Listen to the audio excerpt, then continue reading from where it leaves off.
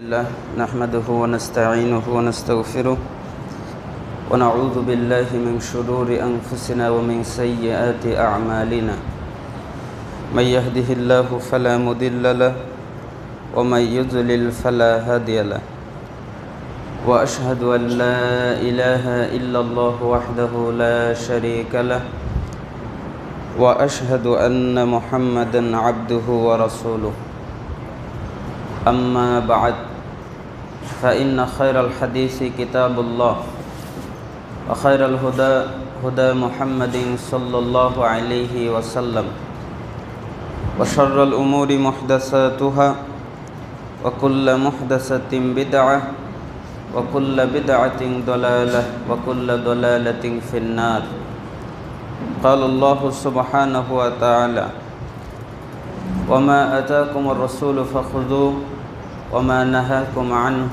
فانتهوا واتقوا الله إن الله شديد العقاب সমস্ত প্রশংসা সে আল্লাহ সুবহানাহু ওয়া তাআলা দরবারে যে মহান রব আমাদেরকে অত্যন্ত মেহেরবানি করে আজকে ঐতিহ্যবাহী বারিদারা জামে মসজিদে জুমার খুতবা শোনার জন্যে জুমার সালাত আদায় করার জন্য আসার তৌফিক দান করেছেন।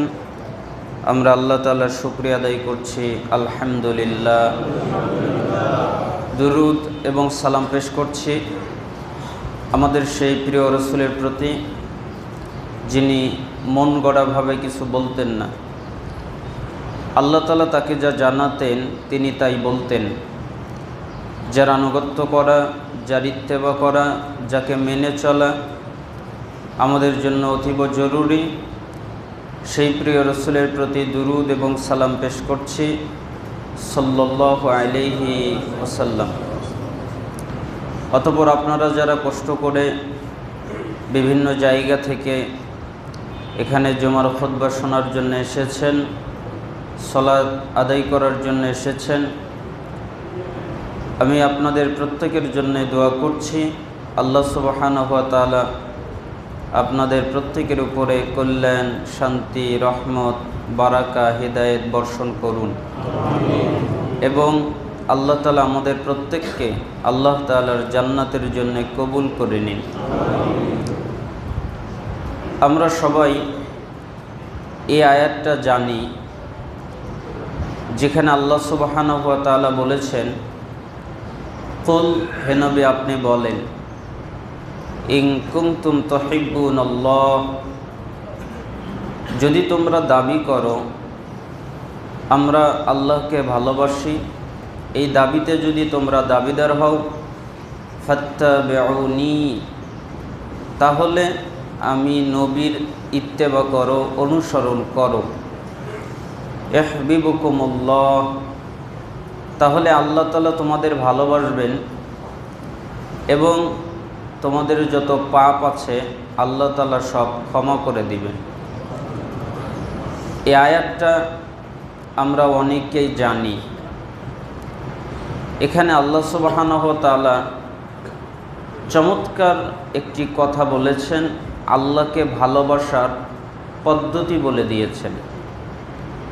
আল্লাহকে ভালোবাসার পদ্ধতি হলো রসুলকে মানা, রসুল সাল্লাল্লাহু আলাইহি ওয়াসাল্লামের অনুসরণ করা। সেটাই হচ্ছে আল্লাহকে মানার এবং আল্লাহকে ভালোবাসার পথ এবং পদ্ধতি। আজকে আমি আপনাদের সামনে জুমার খুতবায় দুটি বিষয় উল্লেখ করতে চাচ্ছি। তা হচ্ছে অনুসরণের ক্ষেত্রে আমরা কতটুকু সঠিক, অর্থাৎ রাসূল সাল্লাল্লাহু আলাইহি ওয়াসাল্লামকে অনুসরণের ক্ষেত্রে আমরা কি আসলেই সঠিক, আমরা কি রাসূলকে অনুসরণ করি, এইটা আমরা জানতে পারব। আরেকটি বিষয় আমরা এখানে উল্লেখ করতে চাচ্ছি, তা হচ্ছে মূর্খদের সাথে কি আচরণ করতে হবে, শরীয়তে ব্যাপারে কি বলে। এই দুটি বিষয় ওতপ্রোতভাবে জড়িত। আপনারা যদি এই দুটি বিষয় বুঝতে পারেন আমি যদি আপনাদের বোঝাতে সক্ষম হই, তাহলে আমাদের ইবাদত করাটা অনেকাংশে সহজ হয়ে যাবে। আল্লাহ তাআলা কবুল করুন। প্রথম বিষয়টা কেন এত জরুরি, পৃথিবীতে যত দল এবং পদ্ধতির মানুষ আছে, তারা সবাই দাবি করে যে আমরা রাসূলের অনুসরণ করি, আমরা রাসূলকে ভালোবাসি। কিন্তু বাস্তবভাবে যদি দেখা যায়, পরীক্ষা নিরীক্ষা করা যায়, তাহলে দেখা যাবে যে অধিকাংশ মানুষ রাসূলের সাথে দুশমনি করে। ভালোবাসা তো অনেক দূরের কথা, মৌখিক স্বীকৃতিতে সে রাসূলকে ভালোবাসে। ওই সালাফের কথা মনে হয়ে গেল, আব্দুল্লাহ ইবনে মুহাম্মদ ইবনে উবাইদ আত-তামিমি, যিনি বলতেন, কয়েকটি কথা বলেছেন, তার মধ্যে একটি কথা বলতেন, আল হুব্বু মাওজুদুন, ভালোবাসা বিদ্যমান, ভালোবাসা আছে, ভালোবাসা পাওয়া যায়। ওয়াসিদকু ফিহি মাফকুদুন, কিন্তু ভালোবাসার ভিতরে সততা নাই, সত্যবাদিতা নাই, সবগুলো হলো মিথ্যা ভালোবাসা। আমরা সবাই রাসূলের জন্য জীবন দিতে পারবো, প্রস্তুত যদি বলা হয়, কিন্তু রাসূলের সুন্নাত অনুযায়ী আমাদের চলা খুব জটিল এবং কঠিন হয়ে দাঁড়ায়। এজন্য আমরা রাসূলের সুন্নাত বাদ দিয়ে বিভিন্ন দিকে দৌড়াই। এই বিষয়টি গবেষণা করতে আমার অনেক সময় লেগেছে। আপনাদের সামনে কি বাক্য লিখব, কি পড়ব, কি বলবো, আল্লাহ সুবহানাহু ওয়া তাআলা আমাদেরকে সহজ করুন। অনুসরণ করার ক্ষেত্রে আমরা কতটা সঠিক, এই ব্যাপারে আমরা প্রথম খুতবায় বিস্তারিতভাবে আলোচনা করার চেষ্টা করব। আল্লাহ সুবহানাহু ওয়া তাআলা সহজ করে দিন। আমরা অধিকাংশ মুসলিম ইবাদতের ক্ষেত্রে খুবই আবেগপ্রবণ। যখনই কোনো সম্মানিত আলেমের বা আলেম গুরুত্বের সাথে বিভিন্ন ইবাদতের ফজিলত বর্ণনা করেন বা লেখনির মাধ্যমে তুলে ধরেন, তখনই আমরা তাতে আকৃষ্ট হয়ে পড়ি এবং অগণিত সওয়াবের আশায় বিনা দ্বিধায় ওই সকল ইবাদত পালন করতে শুরু করি। কারণ অধিকাংশই মানুষই বিভিন্ন ইবাদত এবং এর ফজিলত সম্পর্কে সরাসরি পবিত্র কোরআন এবং বিশুদ্ধ হাদিস জানার ব্যাপারে উদাসীন। ফলে তারা নিজ নিজ পছন্দ অনুযায়ী ভিন্ন ভিন্ন মত, ভিন্ন ভিন্ন পথ, ভিন্ন ভিন্ন পদ্ধতি, ভিন্ন ভিন্ন তরিকার আলেমদের অনুসরণ শুরু করে দেয়। ইসলাম পালনের ক্ষেত্রে মানুষকে আমরা যদি ভাগ করি, তাহলে মানুষ তিন ভাগে বিভক্ত। একটি ভাগ হচ্ছে যারা আপন প্রবৃত্তির অনুসরণ করে, অর্থাৎ মন যা বলে, মন তাকে যা বলতে বলে, মন তাকে যা করতে বলে সে তাই করে, সে হলো প্রবৃত্তি পূজারী। এটা হলো এক শ্রেণীর মানুষ। আরেক শ্রেণীর মানুষ আছে যারা কোনো পীর, বুজুর্গ, উস্তাদ, ইমাম, খতিব সাহেবদের অনুসরণ করেন। আর এই শ্রেণীর মানুষ সবচেয়ে বেশি। কারণ আমরা দেখি যে ধার্মিক মানুষ মোটামুটি আলহামদুলিল্লাহ বাংলাদেশে দেখা যায়, চোখে দেখার মতো ধার্মিক মানুষ আছে। কিভাবে? টুপি আছে, দাড়ি আছে, জুব্বা আছে, জামা আছে, এগুলো দেখলেই আমরা বুঝতে পারি যে এগুলো ধার্মিক। কিন্তু তারা অধিকাংশ ক্ষেত্রেই পীর কি বলে, বুজুর্গ কি বলে, ইমাম কি বলে, উস্তাদ কি বলে, এর অনুসরণ করে। এটা হলো আরেক শ্রেণীর মানুষ। আর যারা শেষ নবী মুহাম্মদ সাল্লাল্লাহু আলাইহি ওয়াসাল্লামকে পরিপূর্ণভাবে অনুসরণ করে, এই শ্রেণীর অনুসারীর সংখ্যা খুব কম, ঠিক না? যারা সত্যিকারভাবে রাসূলের অনুসরণ করে, রাসূলকে মেনে চলে, রাসূলের ইত্তেবা করে, রাসূলের আনুগত্য করে, এরকম মানুষ খুব কম। তাহলে আমরা মানুষ তিন ভাগ পেলাম। একটা হচ্ছে যারা প্রবৃত্তির অনুসরণ করে, আর একটা হচ্ছে যারা পীর বুজুর্গ উস্তাজ ইমাম খতিব তাদের কথা মতো চলে। আরেকটি দল হলো যারা পরিপূর্ণভাবে রাসূলের অনুসরণ করে। এই হচ্ছে 3 ক্যাটাগরির মানুষ। এবার বলেন তো আমরা কোন ক্যাটাগরিতে থাকতে চাই? রাসূলের অনুসরণ করতে চাই। আল্লাহ তাআলা আমাদের তৌফিক দান করুন। তাহলে আমার খুতবাটা মনোযোগ দিয়ে শোনেন, আশা করছি আপনার ভিতরের অনেক জটা খুলে যাবে। আমাদের মনে এই প্রশ্ন জাগা অস্বাভাবিক নয় যে ইসলাম পালনের ক্ষেত্রে আমরা কি স্বাধীন? মানে ইসলাম পালন করব স্বাধীনভাবে নাকি পরাধীন? আমাদের কি স্বাধীনতা আছে? যেইভাবে মন চায়, যেইভাবে ইচ্ছা করে সেইভাবে ইসলাম পালন করব, এরকম কি স্বাধীনতা আছে? উল্লেখিত প্রথম 2 শ্রেণীর কোনো একটিতে শামিল হয়ে ইসলাম পালন করলে আল্লাহ সুবহানাহু ওয়া তাআলা কি আমাদের প্রতি সন্তুষ্ট হবেন? এই প্রশ্নের উত্তর না দিয়ে একটি সম্পূরক প্রশ্ন করা যাক। শ্রেষ্ঠ আদম সন্তান সাইয়্যিদুল মুরসালিন রাহমাতুল্লিল আলামিন মুহাম্মদ সাল্লাল্লাহু আলাইহি ওয়াসাল্লাম, উনি কি ইসলাম পালনের ক্ষেত্রে স্বাধীন ছিলেন? ওনাকে কি অনুমতি দেওয়া হয়েছে যে মুহাম্মদ আপনি যেভাবে ইচ্ছা, যেভাবে চান ওইভাবে অনুসরণ করেন? না। তিনি কি ওহির অনুসরণের পাশাপাশি কখনো কখনো নিজ প্রবৃত্তির অনুসরণ করেছেন কিংবা অন্য কাউকে অনুসরণ করেছেন? উত্তর হলো না। বরং আল্লাহ সুবহানাহু ওয়া তাআলা হুঁশিয়ারি করে দিয়েছেন, আয়াত নাজিল করেছেন। সূরা আনামের 116 নম্বর আয়াত, ওয়া ইন তুতি আকসারা মান ফিল আরদি ইউদিল্লুকা আন সাবিলিল্লাহ ইয়াত্তাবিউনা ইল্লা যান ওয়া ইনহুম ইল্লা ইয়াখরুসুন। আর যদি তুমি দুনিয়ার অধিকাংশ মানুষের কথা মতো চলো, অধিকাংশ মানুষের মতামত মতো চলো, অধিকাংশ মানুষের পথ পদ্ধতিতে চলো, তাহলে তারা তোমাকে আল্লাহর পথ থেকে দূরে সরিয়ে দিবে, গোমরা করবে। কেন? তারা প্রবৃত্তি পূজারী, তারা অনুমান ভিত্তিক কথাবার্তা বলে, আর ধারণা ছাড়া তাদের কাছে কিচ্ছু নেই। তাদের কাছে কি আছে? ধারণা আছে। আপনি তাকে জিজ্ঞেস করেন, আপনি যে আমলটা করলেন কোথায় পেলেন? তখন সে বলবে আমার হুজুর করেছে, আমার ইমাম করেছে, আমার খতিব করেছে। তারা কি কিছু বোঝে না? তার মানে তাদের কাছে ধারণাটা আছে, কিন্তু তাদের কাছে দলিল নেই, কোরআনের আয়াত নেই, হাদিস নেই, আমলের পক্ষে রাসূল সাল্লাল্লাহু আলাইহি সাল্লাম থেকে অনুমতি নেই, এরপরেও তারা করে যাচ্ছে।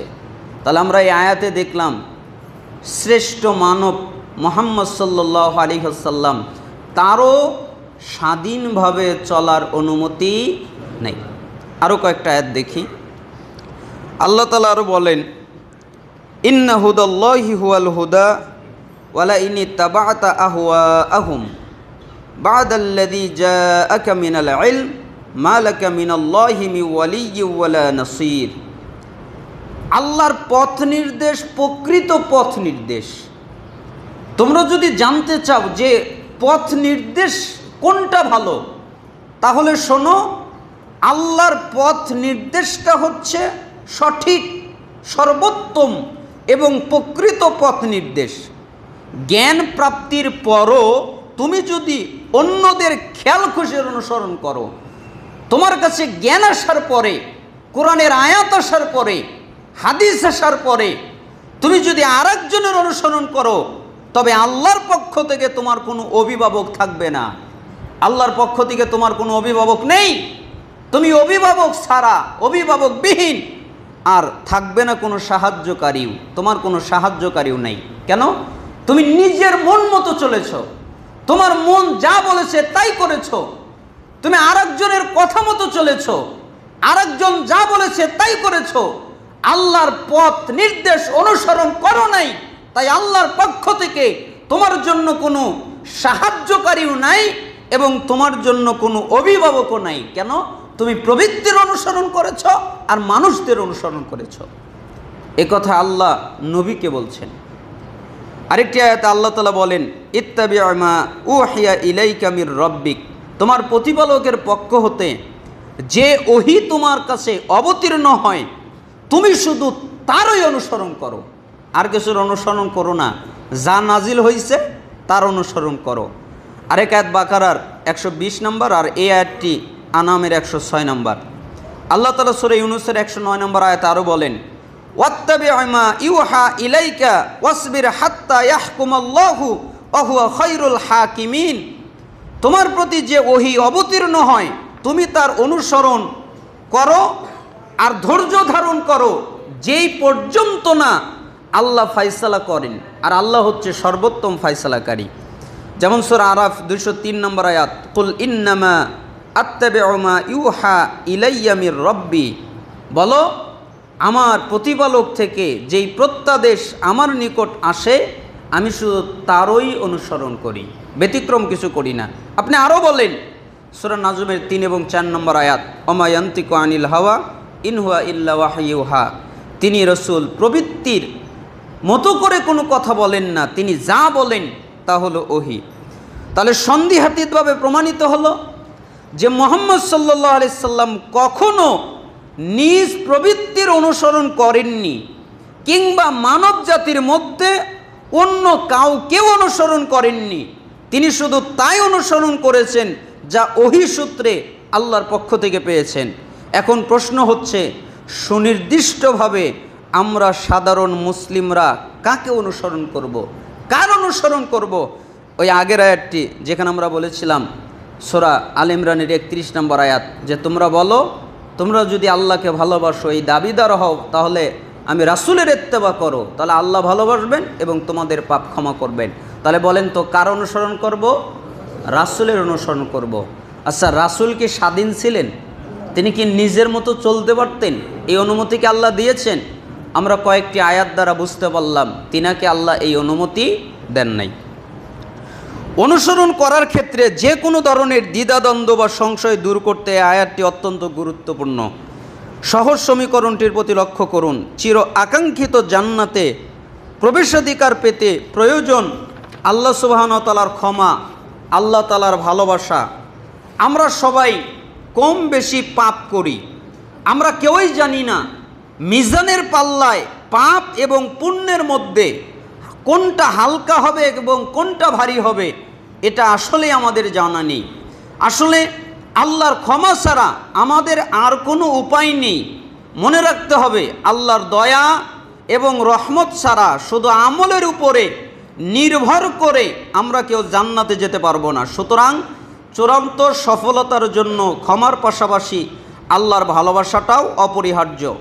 আল্লাহর মহামূল্যবান ক্ষমা এবং ভালোবাসা পাওয়া যাবে শুধু তার রাসূলকে অনুসরণ করলে। আল্লাহ কখনো বলেননি তার ঋত রসুল ছাড়া উম্মতের মধ্যে অন্য কাউকে অনুসরণ করলে আল্লাহর ক্ষমা পাওয়া যাবে, আল্লাহর ভালোবাসা পাওয়া যাবে, এ কথা বলেননি। যদি প্রশ্ন করা হয় ইসলাম পালন করে আল্লাহর ভালোবাসা ও রহমত লাভ করে জান্নাতে যেতে আমরা কার আদর্শে অনুপ্রাণিত হব? কোনো পীরের, কোনো বুজুর্গের, কোনো উস্তাদের, কোনো মুস্তাহিদ ইমামের, কোনো খতিবের, কোনো শফিকুল শিরোমণির, কোনো হাকিমুল উম্মতের, কোনো অলি আউলিয়ার? এটি অত্যন্ত স্পর্শকাতর একটি প্রশ্ন। ব্যক্তি পর্যায়ে এই প্রশ্নটির উত্তর এক একজন এক একভাবে দিবেন, কারণ আমরা সবাই একই মতাবলম্বী নই। এই গুরুত্বপূর্ণ প্রশ্নটির সঠিক উত্তর পেতে হলে আমাদেরকে ফিরে যেতে হবে পবিত্র কোরআনে, যেখানে আল্লাহ তাআলা বলেছেন সূরা আহজাবের 21 নম্বর আয়াত, লাকাদ কানা লাকুম ফি রাসূলিল্লাহি উসওয়াতুন হাসানা লিমান কানা ইয়ারজুল্লাহা ওয়াল ইয়াউমাল আখির ওয়া যাকারাল্লাহা কাসীরা।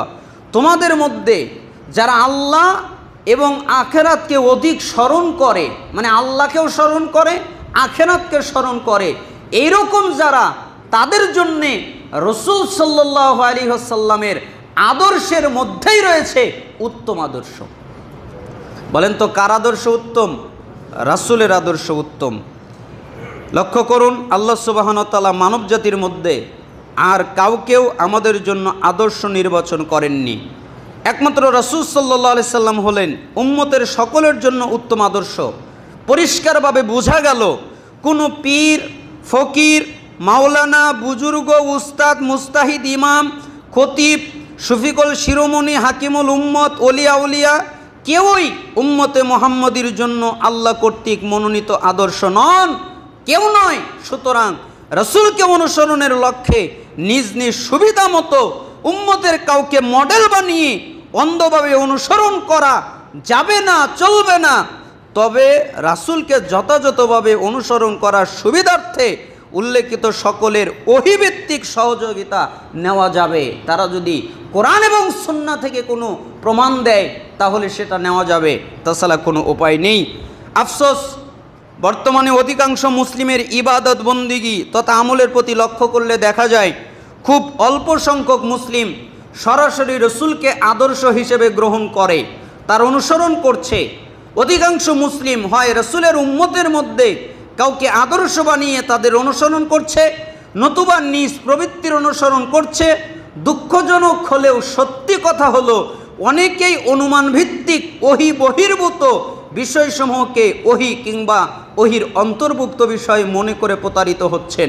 এক্ষেত্রে মূল সমস্যা হলো ওহীভিত্তিক জ্ঞান অর্জনে অনীহা। আমাদের ওহীভিত্তিক জ্ঞান নেই, অথচ কোরআনে এসেছে ইকরা বিসমি রব্বিকাল্লাযী খালাক, পড়ো তোমার প্রভুর নামে যিনি তোমাকে সৃষ্টি করেছেন। এখন আমরা কয়েকটা পয়েন্ট জানি। বর্তমানে যেই সকল ইবাদত বন্দিগি এবং আমলের ক্ষেত্রে রাসূলকে আমরা অনুসরণ করছি না তার কিছু প্রমাণ। এক নম্বর হলো নাওয়াইতুয়ান উসল্লিয়া লিল্লাহি, বুঝেছেন? এইভাবে নিয়ত পরে সালাত শুরু করা।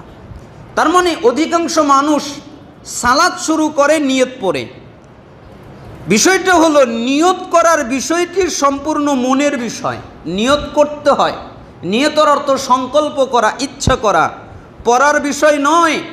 রাসূল সাল্লাল্লাহু আলাইহি সাল্লাম এবং তার সাহাবীগণ কখনোই গদবাঁধা নিয়ত পরে সালাত শুরু করেন নাই, বরং তারা প্রতিটি ইবাদতে মনে মনে নিয়ত করেছেন।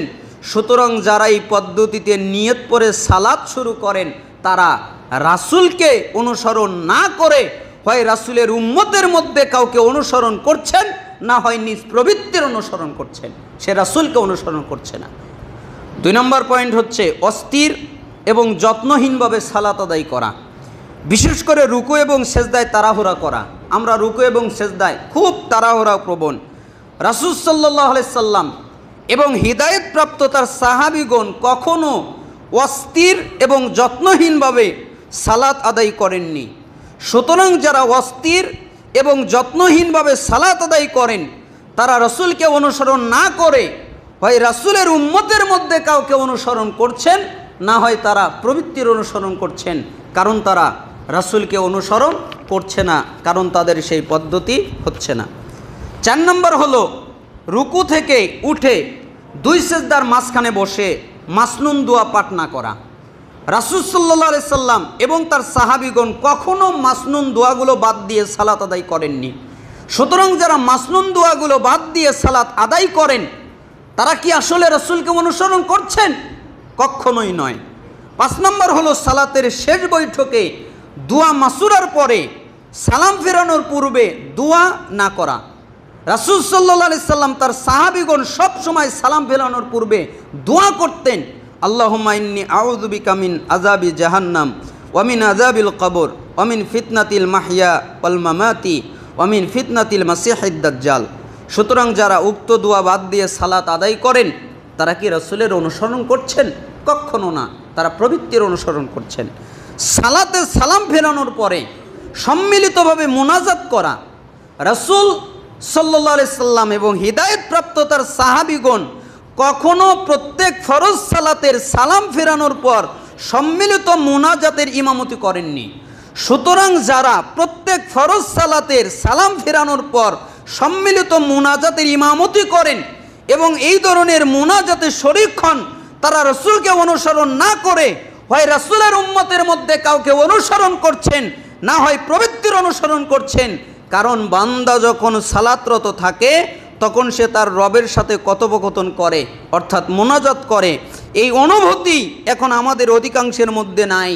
সালাত একটা মুনাজাত, সালাতের মধ্যে আল্লাহর সাথে কথোপকথন হচ্ছে, এই অনুভূতি নাই। ফলে অধিকাংশ ক্ষেত্রে সালাত হয়ে গেছে সংক্ষিপ্ত এবং প্রাণহীন, আর সম্মিলিত মুনাজাত হয়ে গেছে দীর্ঘ এবং প্রাণবন্ত, অথচ মোনাজাত শব্দের অর্থ হচ্ছে চুপি চুপি বা গোপনে কথা বলা। এ প্রসঙ্গে আরও একটা বিষয়ের উপর আলোকপাত করা প্রয়োজন। অনেকেই ইমামের সাথে সালাম ফেরানোর পর কিছু সময় মাসনুন দোয়া জিকির করে রসুলকে অনুসরণ করেন, তারপর সম্মিলিত মোনাজাতের শরিক হয়ে ইমাম সাহেবকে অনুসরণ করেন। মোনাজাত শেষ হবার পর আবার অবশিষ্ট মাসনুন দোয়া করে রসুলকে অনুসরণ করেন। এটা কি চরম বিভ্রান্তি নয়? আমাদের দেশের এক শ্রেণীর আলেমরা বলে যে ইমামের সাথে সম্মিলিত মোনাজাত করা যাবে না, তবে একাকী করা যাবে। আমি তাদেরকে বলি, আপনি যে বললেন একাকী করা যাবে, এই একাকী করার দলিল কোথায় পেলেন? রসুল একাকী দোয়া করেছেন? তার সাহাবীরা একাকী দোয়া করেছেন? না রসুল করেছেন, না সাহাবী করেছেন। আরে ফরজ সালাতের পরে সম্মিলিত মোনাজাত এটাও বিদআত, ফরজ সালাতের পরে একা মোনাজাত করা এটাও বিদআত। কেন আপনি একা করলেন? একা করলে দলিল লাগবে, একা করলে প্রমাণ লাগবে। রসুল করেছেন তার প্রমাণ লাগবে, সাহাবীরা করেছেন তার প্রমাণ লাগবে। তার মানে ফরজ সালাতের পরে মোনাজাত নেই, মাসনুন দোয়া আছে, জিকির আজকার আছে। আপনি ওইটা করেন, নফল সালাত আদায় করে, তাহাজ্জুদ পড়ে, কিয়ামুল লাইল করে, হাত তুলে যতবারের মোনাজাত করেন, এতে কোনো অসুবিধা নাই, কারণ এতে প্রমাণ আছে, দলিল আছে। কিন্তু ফরজ সালাতের পরে একাকীও দলিল নেই, সম্মিলিতও দলিল নেই। এই জন্য আমরা কি রসুলের অনুসরণ করছি? না। বিভিন্ন উপলক্ষকে কেন্দ্র করে বিভিন্ন কবিতা সুর দিয়ে মিলাদ পড়া হয়। রসুল এবং হিদায়ত প্রাপ্ত তার সাহাবীগণ কখনো এভাবে মিলাদ পড়েননি। সুতরাং যারা এভাবে মিলাদ পড়ান কিংবা পড়েন, তারা রসুলকে অনুসরণ না করে হয় উম্মতের মধ্যে কাউকে অনুসরণ করছে, না এই পবিত্রের অনুসরণ করছে। 8 নম্বর হলো ঈদে মিলাদুন্নবী উদযাপন করা। রাসূল এবং তার সাহাবীরা কখনোই ঈদে মিলাদুন্নবী নামে তৃতীয় কোনো ঈদ উদযাপন করেন নাই, অথচ আমরা করে থাকি। ওখানেও রাসূলকে আমরা ওভারটেক করছি। বিভিন্ন দিনে মৃত ব্যক্তির নামে বিভিন্ন নামে খানাপিনার আয়োজন করছি। কোরআন পড়ে অগণিত মৃত ব্যক্তিকে বকশে দেওয়া হচ্ছে। রাসূল এবং তার সাহাবীগণ কখনো এভাবে মৃত ব্যক্তির জন্য বিভিন্ন নামে খানাপিনার আয়োজন করেন নাই, কোরআন পড়ে বকশেও দেননি।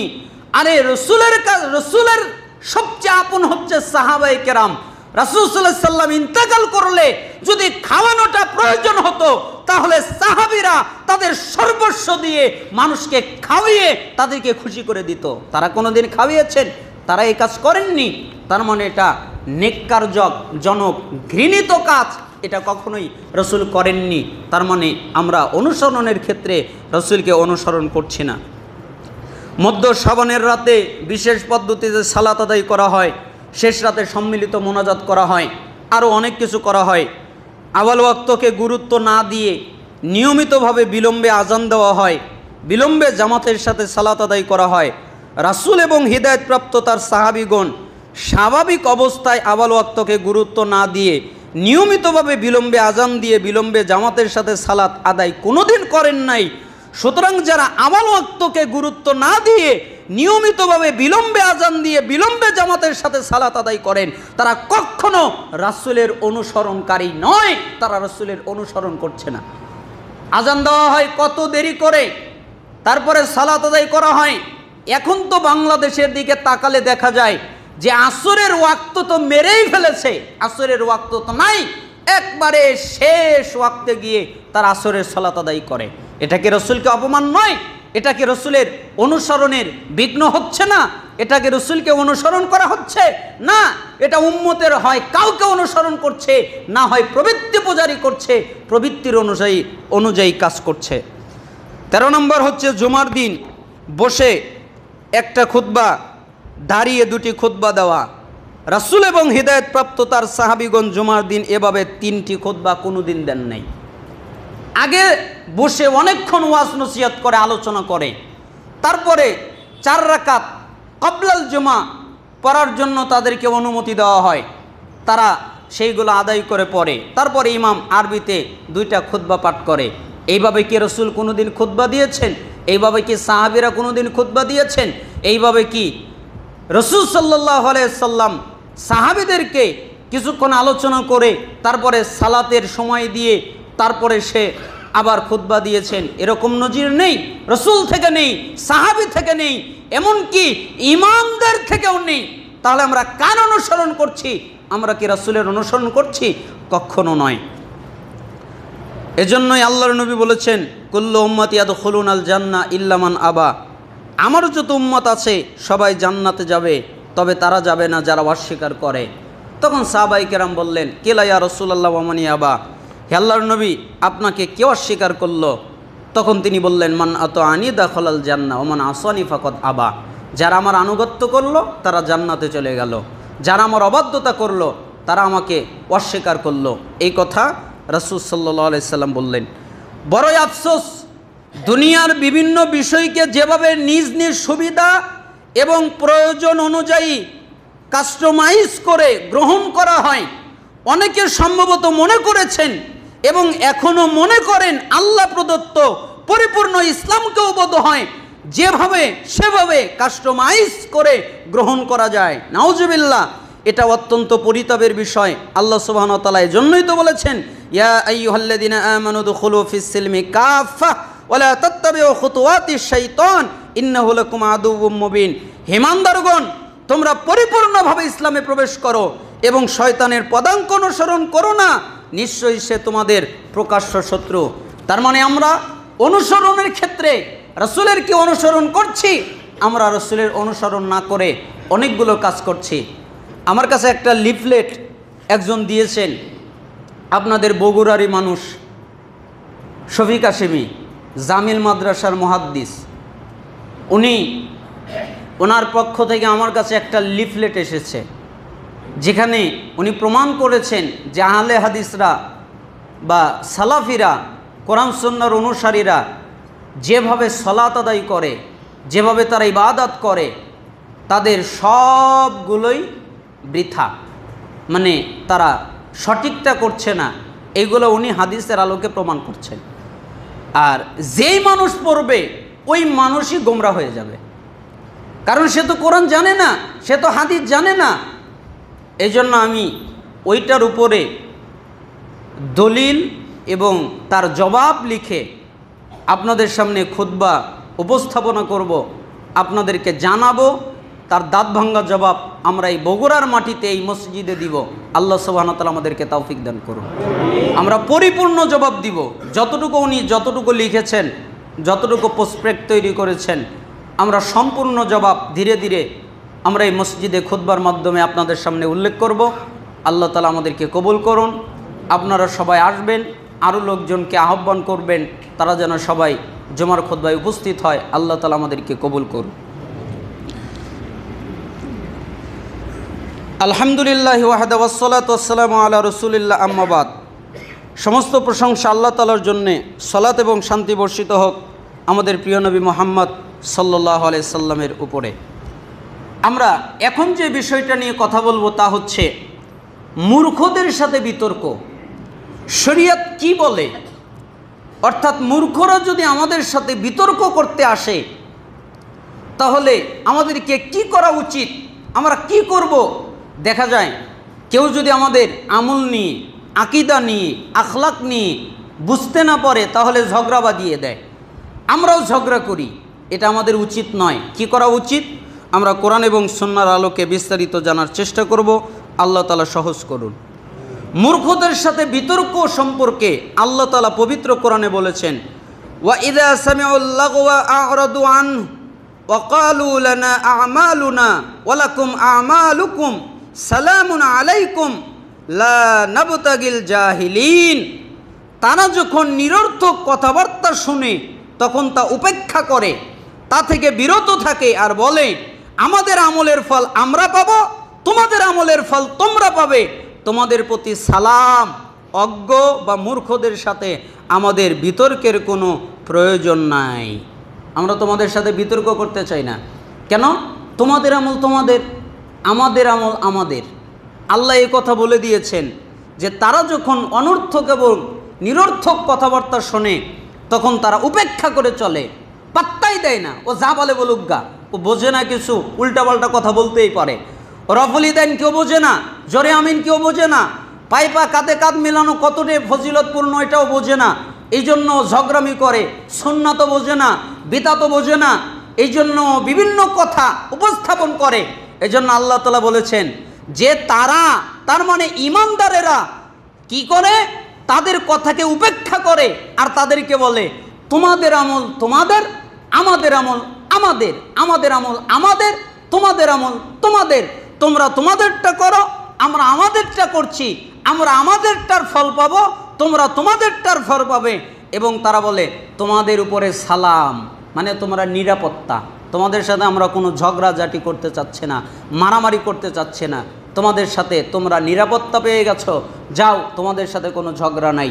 যারা মুমিন তাদের আচরণ এইরকম হয়। কাজেই মূর্খদের সাথে কোনো বিতর্ক নয়, আমাদের কাজ হলো তাদের কাছে দাওয়াত পৌঁছে দেওয়া, বিতর্ক করা নয়। তারপরেও যদি তারা বিতর্ক করতে চায় তখন কোরআনের ভাষায় বলতে হবে সালাম, তারপরও তাদের থেকে যত তাড়াতাড়ি সম্ভব কেটে পড়তে হবে। আশা করি বিষয়টি আপনাদের বোধগম্য হয়েছে। তাদের একটি উৎকৃষ্ট চরিত্র এই যে তারা কোনো অজ্ঞ শত্রুর কাছ থেকে নিজেদের সম্পর্কে যখন অর্থহীন ও বাজে কথাবার্তা শোনে তখন তার জবাব দেওয়ার পরিবর্তে এ কথা বলে দেয়, আমার সালাম গ্রহণ করো, আমি অজ্ঞদের সাথে তর্ক জড়াতে রাজি নই। ইমাম জাসসাস বলেন সালাম দুই প্রকার, একটা হচ্ছে মুসলিমদের মধ্যে প্রচলিত অভিবাদনমূলক সালাম, যেটা আমরা বলি আসসালামু আলাইকুম রহমতুল্লাহ, আর একটা হলো সন্ধি এবং বর্জনামূলক সালাম, অর্থাৎ প্রতিপক্ষকে বলে দেওয়া যে আমি তোমার অসার আচরণের প্রতিশোধ নেব না, তোমার সাথে আমার কোনো ঝগড়া নাই, এটাও একটা সালাম। এখানে এই অর্থটাই বোঝানো হয়েছে। আল্লাহ তাআলা নিজে বলেছেন ওয়া ইবাদুর রহমানিল্লাযীনা ইয়ামশুনা আলাল আরদি হাওনা ওয়া ইযা খাতাবাহুমুল জাহিলুনা ক্বালু সালামা। আর রহমানের বান্দা তো তারাই যারা জমিনে অত্যন্ত নম্রভাবে চলাফেরা করে এবং অজ্ঞ লোকেরা তাদেরকে অশালীন ভাষায় সম্বোধন করলে তারা বলে সালাম, শান্তি, নিরাপত্তা, অর্থাৎ তারা পৃথিবীতে নম্রতা সহকারে চলাফেরা করে। হাউন শব্দের অর্থ এখানে স্থিরতা, গাম্ভীর্য, বিনয়, অর্থাৎ গর্বভরে না চলা, অহংকারীর ন্যায় পা না ফেলা, অহংকারের সাথে বুক ফুলিয়ে না চলা, গর্বিত স্বৈরাচারী ও বিপর্যয় সৃষ্টিকারীর মতো চলার মাধ্যমে নিজের শক্তি প্রকাশ করার চেষ্টা না করা, বরং তাদের চালচলন হয় একজন ভদ্র, মার্জিত এবং সৎ স্বভাব সম্পন্ন ব্যক্তির মতো, তবে খুব ধীরে চলা উদ্দেশ্য নয়, কেননা বিনা প্রয়োজনে ধীরে চলা সুন্নাত বিরতি, তাড়াতাড়ি চলতে হবে। রাসূল সাল্লাল্লাহু আলাইহি সাল্লাম খুব ধীরে চলতেন না, বরং কিছুটা দ্রুত গতিতে চলতেন। হাদিসের ভাষায় এসেছে কান্নাল আরদা তুতওয়ালাহু, চলার সময় পথ যেন তার জন্য সংকুচিত হয়, এই জন্য তার সাথে কোনো ঝগড়া নাই, একবারে তাড়াতাড়ি তার কাছ থেকে কেটে পড়া। হাসান বসরি রহিমাহুল্লাহ এই আয়াতের ব্যাখ্যায় বলেন যে খাঁটি মুমিনদের সমস্ত অঙ্গ প্রত্যঙ্গ, চক্ষু, কান, হাত, পা আল্লাহর সামনে হীন এবং অক্ষম হয়ে থাকে। অজ্ঞ লোকেরা তাদেরকে দেখে অপারগ এবং পঙ্গু মনে করে, অথচ তারা রুগ্নও নয়, পঙ্গুও নয়। ওরা মনে করে যে এদের কোনো শক্তি সামর্থ্য নাই, এরা কিছু বলতে পারবে না, তাই তারা কেটে পড়ল, অথচ তা নয়।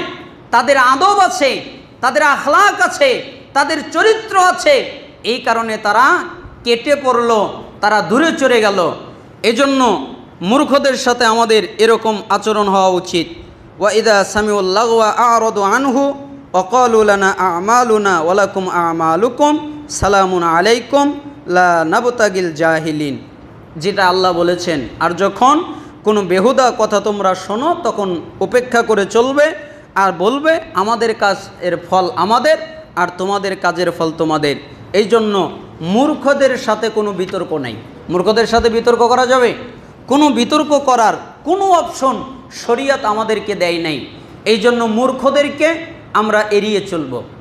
আমরা অনেকেই বলি যে ব্যাপার কি, আমাদের দেশে এত আলেম ওলামা, তারা কোরআন এবং সুন্নাহ থেকেই তো কথা বলে, তারা বুখারী পড়েছে, তারা মুসলিম পড়েছে, এরপরেও কেন তারা বিভক্ত হওয়ার কথা বলে? এরপরেও কেন তাদের সাথে আমলে মিল পড়ে না? কেন এরকম হয়? আপনারা সূরা বাকারার ৭৫ নম্বর আয়াতটা পড়বেন। এই জবাবটা আল্লাহ দিয়েছেন। কে দিয়েছেন? আল্লাহ। ওই আয়াতটা পড়বেন, এবং ওই আয়াতের তাফসিরটা পড়বেন, যেখানে আল্লাহ তাআলা বলেছেন যে তোমরা কি আশা করো যে তোমাদের মতো তারাও ঈমান আনুক, মানে তোমাদের যেরকম ঈমান, তোমাদের যেরকম আকীদা, তোমাদের যেরকম বিশ্বাস, তোমাদের যেরকম চরিত্র, তোমাদের যেরকম আচার আচরণ, এইরকম কি তোমরা মনে করো তারাও তোমাদের মতো হয়ে যাক? শোনো, তাদের মধ্যে একটা দল আছে যারা আল্লাহর বাণী শোনে, এরপরে বোঝে, এরপরে বিকৃত করে। তার মানে ওরা আল্লাহর বাণী শুনেছে, আল্লাহর বাণী বুঝেছে, এরপরে বুঝার পরে ওরা বিকৃত করেছে। কেন? ওরা যে বিকৃত করেছে, ওদের ব্যাখ্যা যে উল্টা, ওদের ব্যাখ্যা যে সঠিক নয়, ওদের ব্যাখ্যা যে মিথ্যা, এই কথাটাও ওরা জানে। দেখেছেন আল্লাহ তাআলা কত চমৎকার একটা আয়াত নাজিল করেছেন, সূরা বাকারার ৭৫ নম্বর আয়াত পড়বেন। আলেমদের, কিছু আলেমদের চরিত্র উল্লেখ করেছেন যে তারা জানে, তারা বোঝে, এরপরে জানার পরে, বুঝার পরে তারা বিকৃত করে। আল্লাহ সুবহানাহু ওয়া তাআলা আমাদেরকে পথভ্রষ্ট আলেম থেকে হেফাজত করুন এবং আমাদেরকে সত্যিকারভাবে রাসূলের সুন্নাতের অনুসরণ করার তৌফিক দান করুন এবং আমাদের সত্যিকারভাবে মূর্খদের থেকে বেঁচে থাকার তৌফিক দান করুন। আমরা আপনাদের সামনে দুই একটা হাদিসের অনুবাদ করার ইচ্ছা পোষণ করছি। আবু যর রাদিয়াল্লাহু আনহু তিনি বলেন, রাসূল সাল্লাল্লাহু আলাইহি সাল্লাম আমরনি খলিলি বিসাবঈন, আমাকে 7টা আদেশ করলেন, তিনি আমাকে 7টা বিষয় পালন করার কথা বললেন।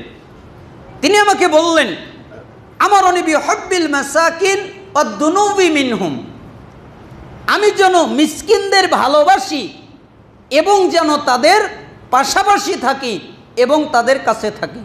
বলেন তো কাদেরকে ভালোবাসি? মিসকিন। মিসকিনকে খুঁজবেন।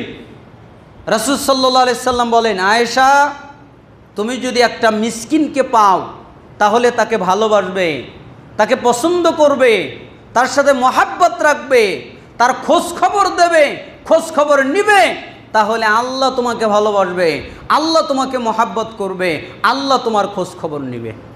এই জন্য আবু যর বললেন, আল্লাহর নবী আমাকে এই কথাটাই বললেন, আমি যেন মিসকিনদের ভালোবাসি এবং যেন তাদের কাছাকাছি থাকি। কিভাবে? যে কোনো সহযোগিতা দিয়ে, তাদের যে কোনো সহযোগিতা লাগবে ওই রকম সহযোগিতা দিয়ে আমরা যেন তাদের কাছাকাছি থাকি। ওয়ামারনি আন আনজুরা ইলা মান হুয়া দুনি ওয়ালা আনজুরা ইলা মান হুয়া ফাওকি। 2, আমি যেন আমার থেকে উপরে যে আছে তার দিকে যেন না তাকাই, আমি যেন আমার থেকে নিচে যে আছে তার দিকে যেন তাকাই। বলেন তো আমাকে আর আপনাকে তাকাতে হবে উপরের দিকে না নিচের দিকে? নিচের দিকে। কেন? আপনি যদি উপরের দিকে তাকান তাহলে আল্লাহর শুকরিয়া আপনি আদায় করতে পারবেন না, আপনার জবান দিয়ে আল্লাহর শুকরিয়া আসবে না। কেন? আপনি উপরে তাকিয়েছেন। আপনার 3 তলা বাড়ি, আপনি যদি 5 তলাওয়ালা বাড়ির দিকে লক্ষ্য করেন তাহলে বলবেন, আমার 3 তলা বাড়ি, তার 5 তলা বাড়ি, আল্লাহ আমাকে দেখে না, আল্লাহ আমার খেয়াল রাখে না, আল্লাহ আমাকে দেয় না। আপনার দেখতে হবে আপনার 3 তলা বাড়ি, আপনাকে দেখতে হবে 2 তলা, 1 তলা কার? হ্যাঁ, আমার তো 3 তলা বাড়ি আছে, ওর তো 2 তলা, ওর তো 1 তলা, ওর তো টিনের ঘর, ওর তো বাড়িই নেই। ও কিভাবে কষ্ট করে থাকে, কত মানুষ রাস্তাঘাটে শুয়ে থাকে। আলহামদুলিল্লাহ, আল্লাহ আমাকে কত চমৎকারভাবে রেখেছেন, কত সুন্দরভাবে রেখেছেন। তার মানে আপনি যদি আপনার নিচের দিকে তাকান তাহলে আপনি শুকরিয়া আদায় করতে পারবেন, আপনি যদি উপরের দিকে তাকান তাহলে শুকরিয়া আদায় করতে পারবেন না। এই জন্য আল্লাহ নবী সাল্লাল্লাহু আলাইহি সাল্লাম বলেছেন আবু যরকে, আবু যর আমি যেন আমার থেকে উপরের দিকে না তাকাই, নিচের দিকে যেন তাকাই। আমার 1 হাত নাই, আমি যদি 2 হাত আল্লাহর দিকে তাকাই শুকরিয়া আদায় করতে পারবো না। আমার 1 চক্ষু নাই, আরেকজনের 2 চক্ষু আছে। আমার 1 পা নাই, আরেকজনের 2 পা আছে। আমাকে কোন দিকে তাকাতে হবে? ইস, আরেকজনের 2টা হাতই নাই, আমার তো তবে 1টা আছে। আরেকজনের 2টা পাই নাই, আমার তো তাও 1টা আছে। আরেকজনের চক্ষুই নাই, দুনিয়ায় দেখে না, আমি তো তাও দেখতে পারি, আরেকজন কথাই বলতে পারে না, আমি তো বলতে পারি, আরেকজন শুনতেই পারে না, আমি তো তাও শুনতে পারি, আমার তো তাও এক কান ভালো, আমার তো জবানটা ভালো। তার মানে সব সময় নিচের দিকে তাকাতে হবে, তাহলে আল্লাহ শুকরিয়া আদায় করতে করা যাবে। এর জন্য রাসূল সাল্লাল্লাহু আলাইহি সাল্লাম বলেছেন আবু যরকে, যে আবু যর তুমি শোনো, তুমি মনে রাখবে আমি যেন আমার থেকে নিচের দিকে তাকাই, উপরের দিকে না তাকাই। আমার অনিয়ান আসিলার রাহিমা ওয়াইন আদবারাত ইন, আমি যেন আত্মীয়তার সম্পর্ক বজায় রাখি, যদিও তারা সম্পর্ক ছিন্ন করে। কি বজায় রাখি? আত্মীয়তা। আত্মীয়তার সম্পর্ক বজায় না রাখা খুব জটিল ব্যাপার এবং কঠিন ব্যাপার। আমরা অধিকাংশ মানুষ আত্মীয়র সাথে আমাদের সম্পর্ক ভালো নয়। আমরা মনে করি যে আত্মীয়তার সম্পর্ক বজায় রাখার অর্থ হলো আমাকে কেউ দাওয়াত দিল, বিনিময়ে আমিও কাউকে দাওয়াত দিলাম। আমার সাথে কেউ ভালো আচরণ করলো, বিনিময়ে আমিও তার সাথে ভালো আচরণ করলাম। আমাকে কেউ হাদিয়া দিল, বিনিময়ে আমিও তাকে হাদিয়া দিলাম। এটাই মনে হয় আত্মীয়তার সম্পর্ক রক্ষা করা। জি না, এটা আত্মীয়তার সম্পর্ক রক্ষা করা নয়। আমাকে গালি দিল, বিনিময়ে আমি তাকে সালাম দিলাম। আমাকে তুচ্ছ করলো, বিনিময়ে আমি তাকে সম্মান করলাম। আমাকে দাওয়াত দিল না, বিনিময়ে আমি তাকে দাওয়াত দিলাম। আমাকে হাদিয়া দিল না, বিনিময়ে আমি তাকে হাদিয়া দিলাম। আমার সাথে সম্পর্ক ছিন্ন করলো, বিনিময়ে আমি তার সাথে সম্পর্ককে জোড়া লাগিয়ে দিলাম। এটাই হলো আত্মীয়তার সম্পর্ক রক্ষা করা। আর যারা আত্মীয়তার সম্পর্ক রক্ষা করে, আল্লাহ তাদের সাথেও সম্পর্ক রক্ষা করে। আর যারা আত্মীয়তার সম্পর্ক রক্ষা করে না, আল্লাহ তাদের সাথে সম্পর্ক রক্ষা করে না। মিশকাতে রহম রেকা কদ্দয়ের মধ্যে অনেক হাদিস রয়েছে এ ব্যাপারে। সময় হলে আমরা একদিন এ বিষয়ে খুতবা দিব, আলোচনা করব। আল্লাহ তাআলা তৌফিক দান করুন। তার মানে আমরা যেন আত্মীয়তার সম্পর্ক বজায় রাখি। ওয়ামারনি আল্লাহ আসআলা হাদান শাইআ, 4 আমি যেন আল্লাহ ছাড়া কারো কাছে কিছু না চাই।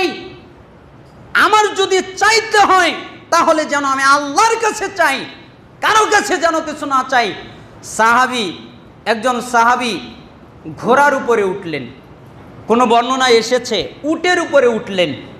তখন হাত থেকে ওনার লাঠিটা পড়ে গেল। তখন উনি উট থেকে বা ঘোড়া থেকে নামলেন, এরপরে লাঠিটা তুললেন, তারপরে আবার কষ্ট করে উঠে ঘোড়ার উপরে সওয়ার হলেন। তখন একজন সাহাবী তাকে জিজ্ঞেস করলো, কি ব্যাপার, আপনি লাঠিটা নিজে উঠালেন কেন? আমি তো নিচেই ছিলাম, বললেই তো উঠিয়ে দিতাম। তখন ওই সাহাবী বলছেন, আমি জানি এটা জায়েজ, তোমাকে বলার অনুমতি আছে, তুমি আমার সাহায্য করতে পারো, কিন্তু আমি ভয় পাই। আল্লাহর নবী বলেছেন আমি যেন আল্লাহ ছাড়া কারো কাছে সাহায্য না চাই।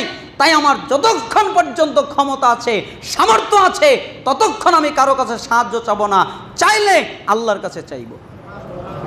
আর অন্য আকীদার বিষয় তো আরও জরুরি, আরও গুরুত্বপূর্ণ। মানুষ সন্তান চায় পীরের কাছে, মাজারের কাছে, পরীক্ষায় পাশ করতে চায়, আরও কত কিছু চায়। অথচ সন্তান দেওয়ার মালিক কে? আল্লাহ। পরীক্ষায় পাশ করিয়ে দেওয়ার মালিক কে? আল্লাহ। অথচ পড়তে হবে, আপনাকে চেষ্টা করতে হবে, এরপরে আল্লাহর কাছে চাইতে হবে।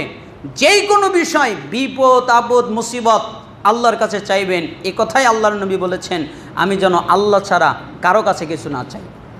ওয়ামারনি আন আকুলা বিল হাক্কি ওয়া ইন কানা মুররা, আমি যেন সবসময় হক কথা বলি, সত্য কথা বলি, উচিত কথা বলি, যদিও তিতা লাগে। মানুষের কাছে হক কিন্তু তিতা, তাই না? আপনি যখন হক কথা বলবেন, আপনি যখন সত্য কথা বলবেন, আপনি যখন ভালো কথা বলবেন, তখন তার কাছে তিতা লাগবে, তার কাছে ভালো লাগবে না। রাসূল সাল্লাল্লাহু আলাইহি সাল্লাম এই জন্য বলেছেন হক কথা বলার ক্ষেত্রে কখনো কম্প্রোমাইজ করবা না, সত্য বলার ক্ষেত্রে কখনো কম্প্রোমাইজ করবা না। তোমার সত্য বলা জরুরি, অবশ্যই বলবে, সত্য বলবে, হক বলবে, সঠিক বলবে, তাতে যা হয় হবে। এই জন্য তুমি কি বলবে? সবসময় ন্যায় কথা বলবে, সবসময় হক কথা বলবে, সবসময় সত্য কথা বলবে। আল্লাহ তাআলা আমাদেরকে হক, ন্যায় এবং সত্য কথা বলার তৌফিক দান করুন। আমারনি আল্লাহ খাফা ফিল্লাহি লাউমাতা লাইমিন, আর আমি যেন আল্লাহ ছাড়া কোনো ব্যাপারে অন্য কাউকে দেখে ভয় না পাই। ভয় পেলে ভয় কাকে পেতে হবে? আল্লাহকে। অন্য কিছু বা কাউকে ভয় পাওয়া কিন্তু শিরিক। যেমন মনে করেন বাঘকে স্বাভাবিক ভয় পাওয়া জায়েজ, কেন? আক্রমণ করতে পারে। সাপকে স্বাভাবিক ভয় পাওয়া জায়েজ, আক্রমণ করতে পারে। শত্রুকে স্বাভাবিক ভয় পাওয়া জায়েজ, আক্রমণ করতে পারে। কিন্তু আল্লাহর চেয়ে বেশি ভয় পাওয়া হারাম।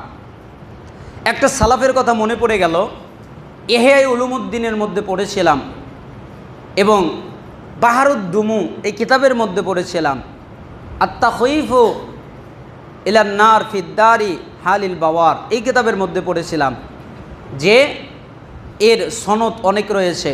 একটা সালাফ, উনি কোনো জায়গায় সফরে গেছেন, তাঁবুটা নিয়েছেন, তো রাত্রে তাহাজ্জুদ পড়বেন, এই জন্য কাউকে দেখাতে চাচ্ছেন না। পাশেই একটা জঙ্গল ছিল, সে উঠে ওইখানে গিয়ে সলাত আদায় করছিলেন। তখন একটা বাঘ তার সামনে এসে জাবর টাবর কাটলো। কে বলল? তার সাথী বলল যে আমি দেখলাম সে রাত্রে উঠল, তাই আমি উঠলাম যে কি করে। তারপরে সে জঙ্গলের দিকে গেল, আমিও তার পাশ গেলাম, পিছনে পিছনে গেলাম। যাওয়ার পরে দেখলাম সে সালাতে দাঁড়ালো, তাই আমি পিছনে দাঁড়িয়ে রইলাম। একটা বাঘকে আসতে দেখলাম, আমি ভয় পেয়ে গেলাম, তাই আমি গাছে উঠে পড়লাম। আমি গাছের উপর থেকে দেখতেছি ওই বাঘ অনেক গর্জন তর্জন করলেন। এরপরে সালাফ সালাত শেষ করে তাকে বললেন, দেখো আল্লাহ এইখানে তোমার রিজিক রাখে নাই, তুমি আর এক জায়গায় যা রিজিক খোঁজো। তোমাকে ভয় পেতে আমার লজ্জা করে, কেন? আমি আল্লাহর সামনে দাঁড়িয়ে আছি। এই কথা বললেন, বাঘটা চিৎকার টিৎকার করে চলে গেল। তখন ওই লোকটা বললেন, দেখা যখন হলো, কি ব্যাপার, আপনি কি করলেন, বাঘের সাথে কি কথা বললেন? তখন তিনি বললেন, আমি সালাত পড়ছিলাম, সে আসছিল, তা আমার মনে ভয় কাজ করছিল যে সে কিছু করে নাকি, বাঘটা আমাকে আক্রমণ করে নাকি। তখন আমার দিলের ভিতরে আর একজনের ভয় পড়ে মনে পড়ে গেল, আল্লাহর ভয়। আরে আমি আল্লাহর সামনে দাঁড়িয়ে আল্লাহর সৃষ্টিকে কিভাবে ভয় পেতে পারি? এ তো আমার লজ্জার কথা। আল্লাহর সামনে দাঁড়িয়ে সবচেয়ে বেশি ভয় তো আল্লাহকে পাওয়া জরুরি। তাই আমি আল্লাহকে ভয় পাওয়া শুরু করে দিলাম, আর আমার মন থেকে ওই বাঘের ভয়টা বের হয়ে গেল। তারপরে সে তর্জন গর্জন করলো, তাই আমি শেষে তাকে বললাম যে তোমার রিজিক আল্লাহ এখানে রাখে নাই, তাই সে চলে গেল।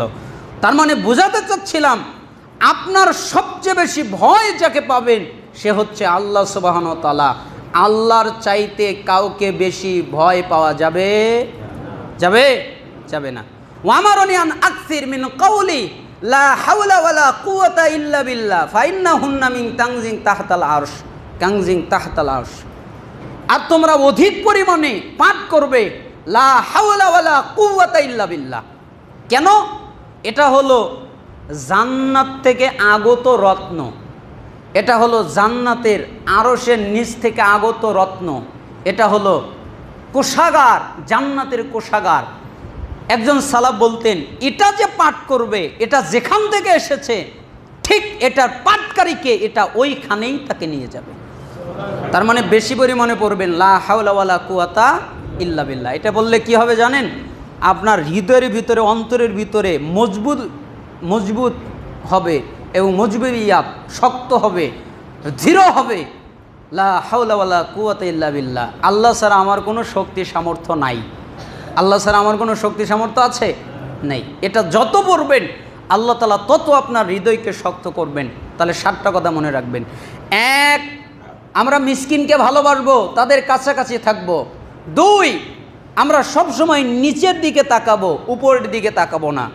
3, আমরা সবসময় আত্মীয়তার সম্পর্ক বজায় রাখবো। 4, আমরা সব সময় সব কিছু আল্লাহ তাআলার কাছে চাইব। 5, আমরা সব সময় ন্যাক এবং হক কথা বলবো, ন্যায় কথা বলবো। আর 6, আমরা সব সময় আল্লাহকে বেশি ভয় পাবো, আল্লাহর চাইতে অন্য কাউকে বেশি ভয় পাবো না। আর 7, আমরা অধিক পরিমাণে লা হাওলা ওয়ালা কুওয়াতা ইল্লা বিল্লাহ এই বাক্যটি পাঠ করব। মিশকাত 5259 নম্বর হাদিস। আল্লাহ সুবহানাহু ওয়া তাআলা আমাদেরকে এই হাদিসের উপরে আমল করার তৌফিক দান করুন। হে আল্লাহ, আমাদের যারা অসুস্থ তাদেরকে শিফায়ে কামিলা আজেলা দান করেন, আমাদের যারা অভাবী অভাব থেকে অব্যাহতি দান করেন। আমাদের যারা ঋণী ঋণ থেকে রক্ষা করেন, আমাদের মধ্যে যে কোনো মুসিবতে আছে সেই মুসিবত থেকে পানা মঞ্জুর করেন। আল্লাহ আপনি আমাদের দুনিয়ায় কল্যাণ দান করেন, আপনি আমাদের আখেরাতে কল্যাণ দান করবেন, আপনি আমাদেরকে জাহান্নামের আযাব থেকে রক্ষা করবেন। হে আল্লাহ, আমাদের জন্য যা যা কল্যাণকর আপনি তা দান করেন, আমাদের জন্য যা যা অকল্যাণকর তা থেকে আপনি আমাদেরকে হেফাজত করেন। আল্লাহ আপনি আমাদের গুনাহগুলোকে ক্ষমা করে দেন। আল্লাহ, ফিলিস্তিনের মাটিতে মুসলমানদের উপরে নির্যাতন করা হচ্ছে, ভারতের মাটিতে মুসলমানদের উপরে নির্যাতন করা হচ্ছে, তামাম পৃথিবীর বিভিন্ন জায়গায় মুসলমানদের উপরে নির্যাতন করা হচ্ছে। হে আল্লাহ, আপনি মুসলিমদেরকে রক্ষা করেন।